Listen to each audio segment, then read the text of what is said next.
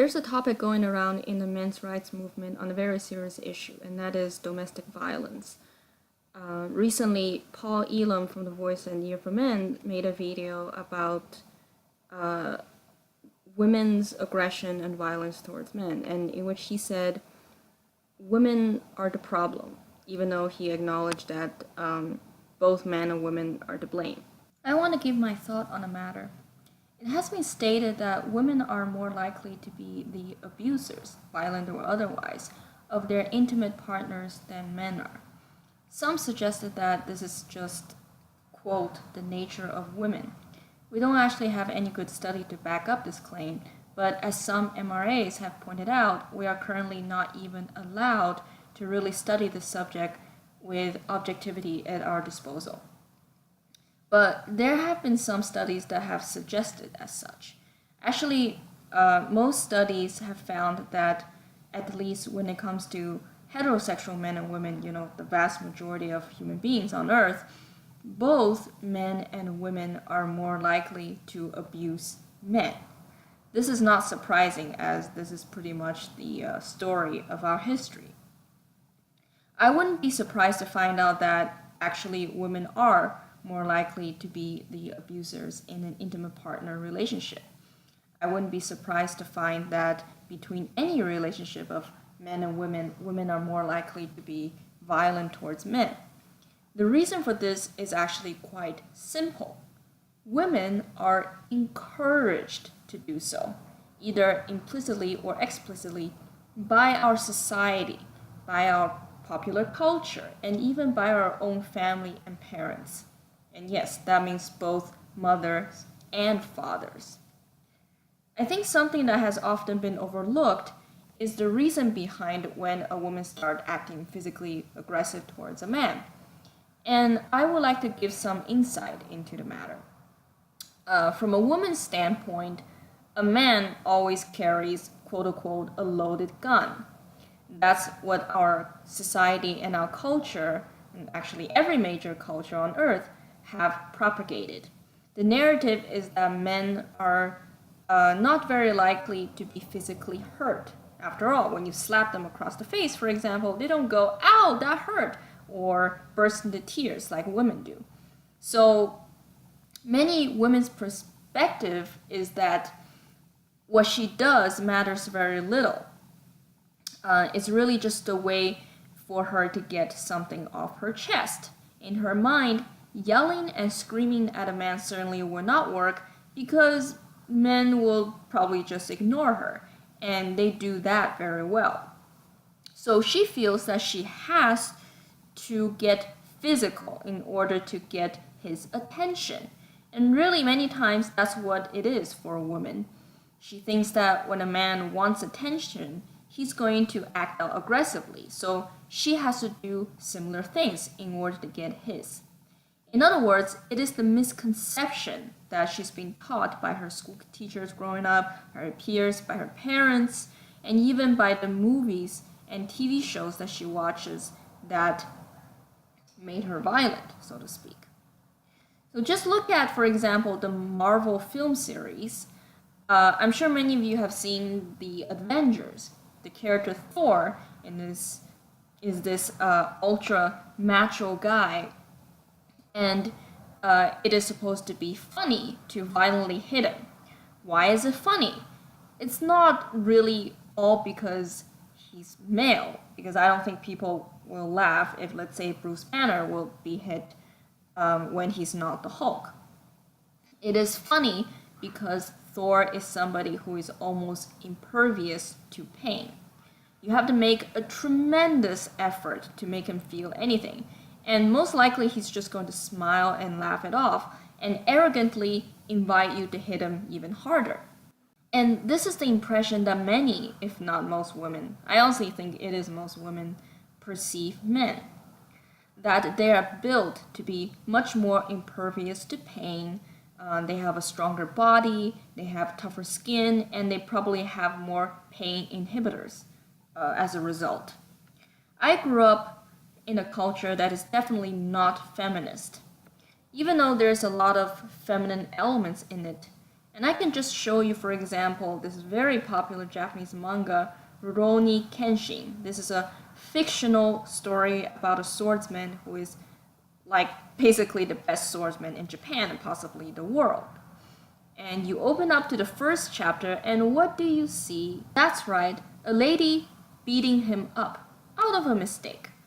And does she apologize? Nope, because she doesn't need to. The idea is that it's funny that she was somehow able to give this guy even a vertigo.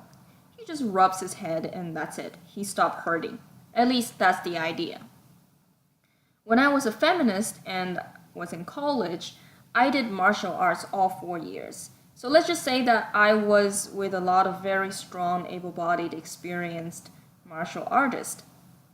And I myself had this impression of the supposed impervious nature of men.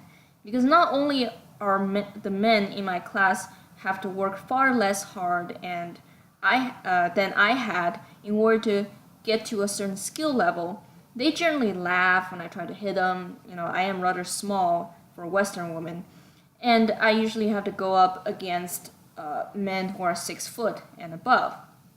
And that's very intimidating. So they like to tease and laugh about the fact that I can use all my might to hit them and I can't do a damn thing. But they can do a lot of damages on me. So the idea of the impervious nature of men and how this idea has been propagated is what drives many women to act out violently towards men, because they think that even if men don't possess any economic or political power, they almost always possess the physical power.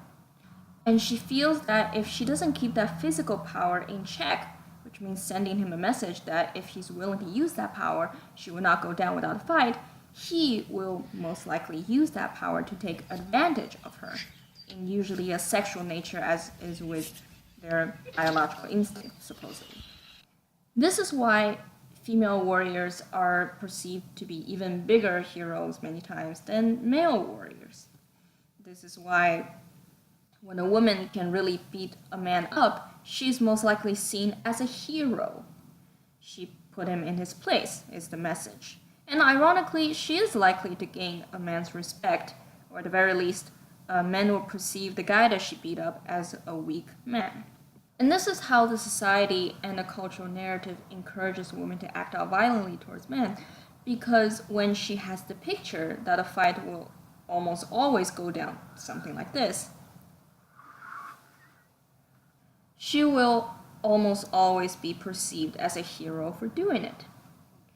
If other people don't, she will perceive herself as one. Because a little weakling standing up to a big guy will always stir up people's sympathy and most of the times applause for the small guy. Most of the time is most likely not because of her violent nature or lack of sympathy to hit a man. It is her misconception about men that drove her to do it. The misconception that's been perpetrated throughout our human history and even today. I could have been a data point in the statistics of domestic violence. My ex was a big guy, over 6 foot, 200 pounds, and there were times when, let's say, I squeeze him or give him a playful slap on the arm or leg. My intent was actually to express my affection. But fortunately, he is always okay with speaking his mind, and he told me that, yes, he minds. They hurt him. And I was surprised by that, and I was actually really caught off guard, because I just didn't believe that men would mind something like this. And this is also my experience when I tell other women who told me that, let's say they find out their boyfriends cheated on them, and they would find something to smack him with. And I would tell them that, what if this guy did the same to you? Because probably he would be experiencing the same pain as you would.